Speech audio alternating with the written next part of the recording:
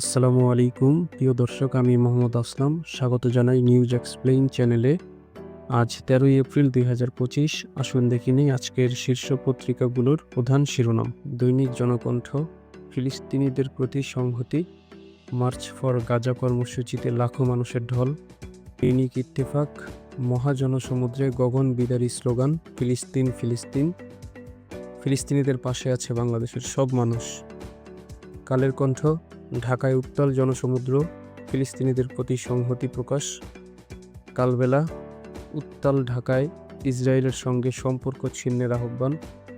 Jugantor, March for Gaza, লাখো মানুষের মহাসমুদ্র, জাগো বিশ্ব জাগো মানবতা। বাংলাদেশ প্রতিদিন, মার্চ ফর গাজায় প্রকম্পিত ঢাকা। প্রথম আলো, গণহত্যার প্রতিবাদে সরব বাংলাদেশ, মানব জমিন। গাজার পাশে ঢাকা, জনতার মহাসমুদ্র। যায় যায় দিন, রক্তে ভাসছে গাজা, ডিজে পার্টিতে মত্ত সৌদি আরব। সমকাল, ঢাকা জনসমুদ্র, গণহত্যার প্রতিবাদ।